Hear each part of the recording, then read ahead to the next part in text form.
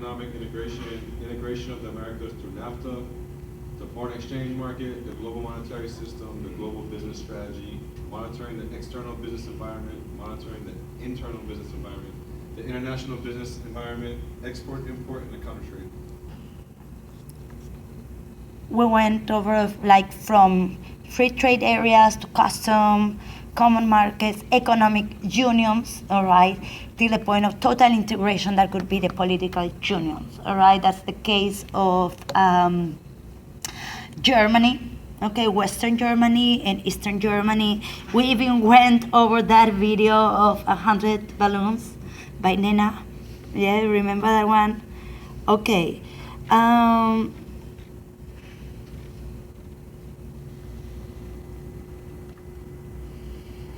East and West Germany.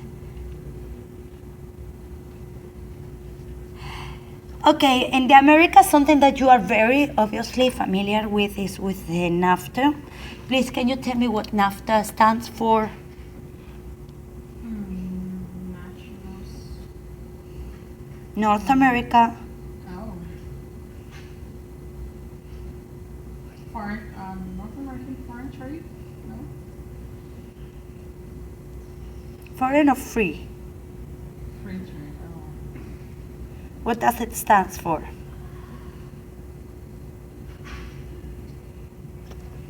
North American Free Trade Agreement.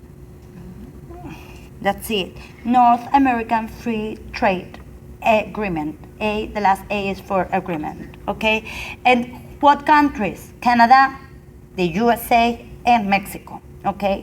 Those are the three countries that compound North America. It's one type of like very strong trade agreement. Something we went over on the discussion that was like, I think, important to point out, okay, it's like the money. How are we going to use?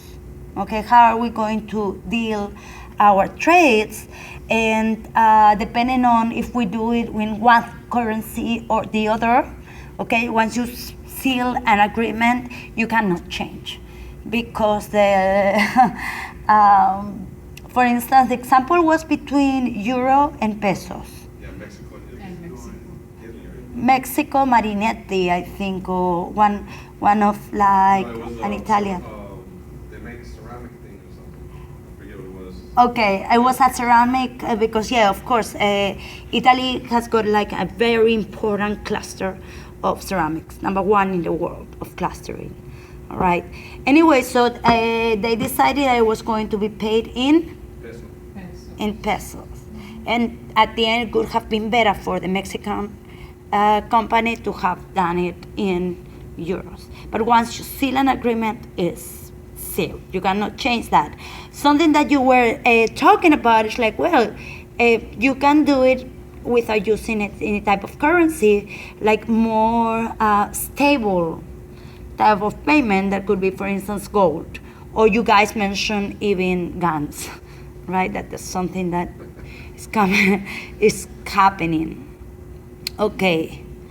And all of that about the currencies, like as well related about the financing theories and the trends, and actually something that affects investor behavior, and at the end of the day, it affects everybody globally, and the exchange rate is affected, okay? So it can be risky.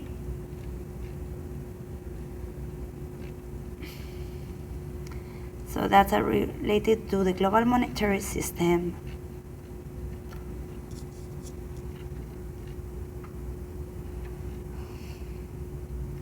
And now we're going to deal again with like, we have to take into account not only the external factors, what is going on globally, but how is this affecting my company, right? And the SWOT analysis. Anybody, what does SWOT stand for? Strengths, weaknesses, and threats, all right? Okay, we got it here. And it's something important to deal. So if we're talking about strategic analysis, internal could be the strengths and the weaknesses and the external opportunities and threats. And this is directly linked to your LASA one, all right? So when we talk about external business environment, well, the political as well, economical, technical aspects, okay, when dealing with a company. Where is that company situated? What are the laws of making business with Japan? For instance, Japan is one of the most strength countries, okay, to deal with because of the laws. It's like very conservative in that aspect. And here we are again, like we want to again touch upon Porter's 5 forces that we've been dealing with Porter's, I think that since module 1. Finally, the last aspect of this module, module 3, could be the counter trade, right? I think it's import, export, and as well the counter trade. So exchanging with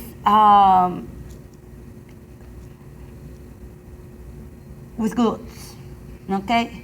Not with currency.